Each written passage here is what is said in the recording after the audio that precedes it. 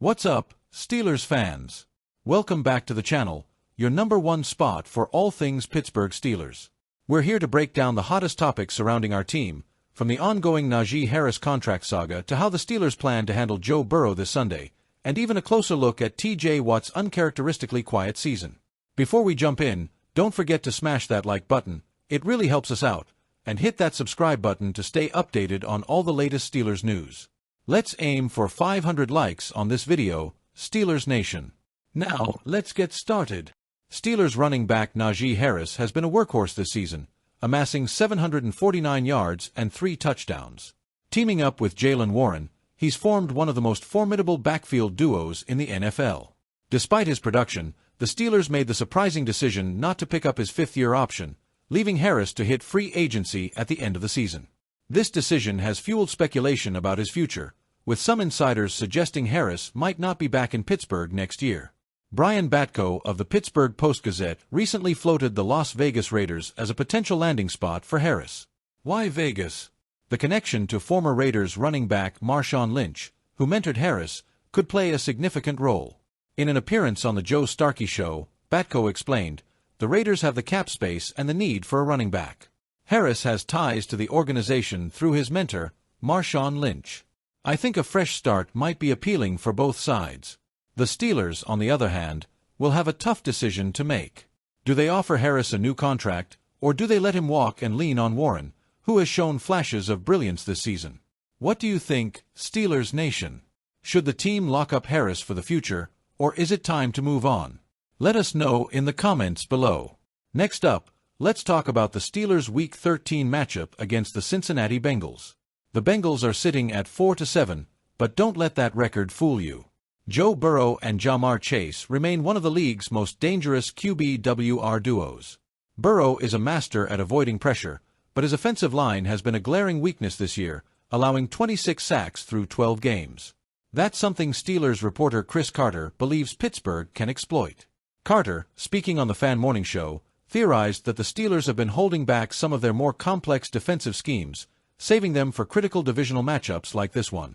He said, "I think the Steelers have been showing a lot of vanilla looks early in the season.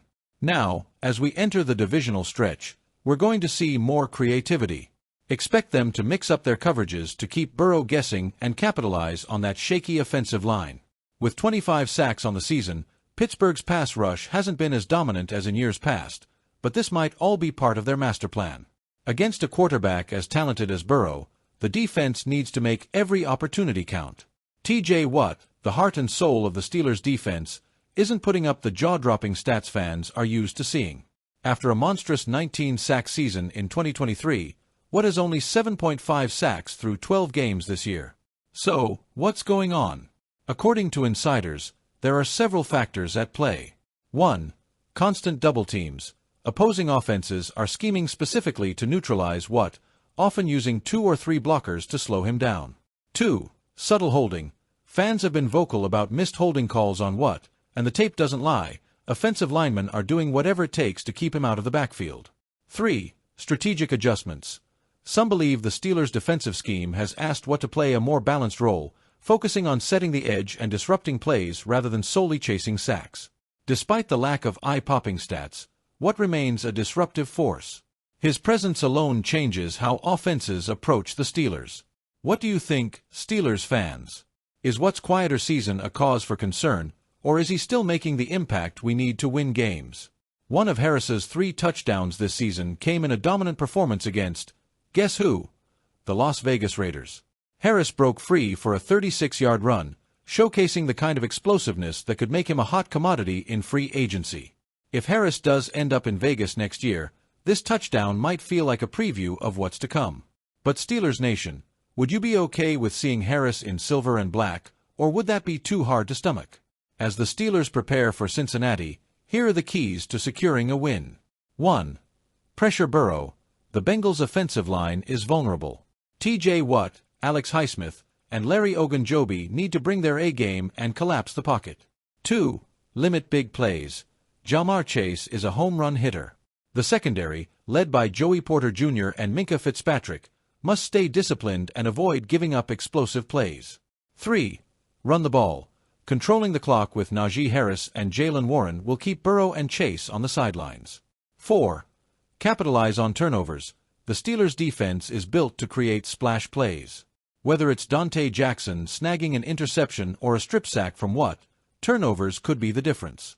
One of the key storylines for the Steelers heading into Week 13 against the Bengals is the status of linebacker Alex Highsmith. Highsmith has been dealing with an ankle injury that kept him sidelined for parts of practice this week, and head coach Mike Tomlin is taking a cautious approach. "We'll let his participation and the quality of that participation be our guide," Tomlin told reporters. This means Highsmith's availability will likely be a game-time decision. Highsmith himself seems determined to return to the field, saying, "I've been attacking rehab every single day. I'm progressing every day, and my goal is to get back out there. But I've got to feel confident that I can play on this ankle." For those who followed Highsmith's rise, his absence would be a blow. He's been pivotal to the Steelers' pass rush, especially with T.J. Watt drawing so much attention from opposing offenses.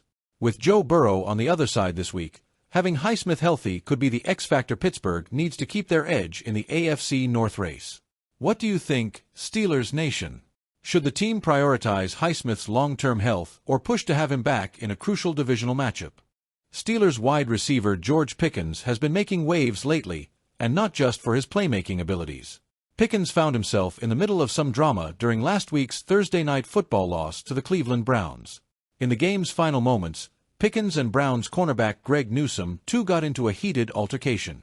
The exchange turned physical, sparking conversations about emotions boiling over in a tight divisional battle. When reporters asked Pickens about the incident and the Steelers' ongoing struggles in the red zone, he channeled his inner Marshawn Lynch with a now-viral response, "I'm just here so I won't get fined."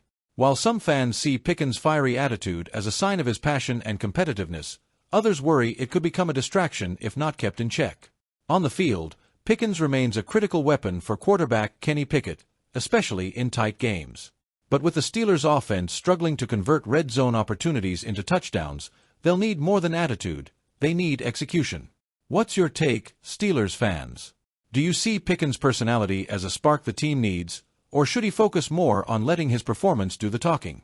While we're focused on the Steelers, let's quickly glance around the AFC North, starting with Cleveland. The Browns' defense has been one of their strongest assets this season, and much of the credit goes to defensive coordinator Jim Schwartz. Schwartz recently praised Broncos quarterback Bo Nix, calling him elusive and noting his ability to throw a good deep ball. But he didn't stop there. Schwartz also spoke highly of safety Ronnie Hickman, highlighting his range in the deep field and improved tackling. It's worth noting that Cleveland is splitting snaps at free safety between Hickman and Juan Thornhill to manage their injury risks, showcasing how Schwartz is maximizing his personnel. This kind of strategic thinking is what has made the Browns' defense a formidable unit in 2024. Steelers fans, what do you think? Is Cleveland's rise a real threat to Pittsburgh's AFC North ambitions? The Bengals might be 4-7, but divisional matchups are never easy, and Cincinnati has enough firepower to pull off an upset. Here's what the Steelers need to focus on. Get after Burrow. Joe Burrow's offensive line has been a weak spot, and the Steelers need to exploit it. Even if Highsmith isn't at full strength, T.J. Watt and Larry Ogunjobi must bring the pressure. Stay composed. Emotions ran high against Cleveland, and Pittsburgh can't afford unnecessary penalties or distractions this week. Fix red zone struggles. The Steelers have moved the ball well between the 20s, but they've struggled to finish drives. This is where Najee Harris and George Pickens need to shine. Limit Ja'Marr Chase. The Bengals star wideout is a game-changer. Minkah Fitzpatrick and Joey Porter Jr. will have their hands full containing him. T.J. Watt's quiet season. Cause for concern? Finally, let's address the elephant in the room, T.J. Watt. Through 12 games, Watt has 7.5 sacks, a respectable number for most players, but below the high standard he's set for himself. The reasons for his dip in production are clear. Opposing teams are double-teaming him, sometimes even triple-teaming. And while fans have pointed out missed holding calls, it's also a testament to how much respect Watt commands. Despite the quieter numbers, Watt's impact on the game goes beyond the stat sheet.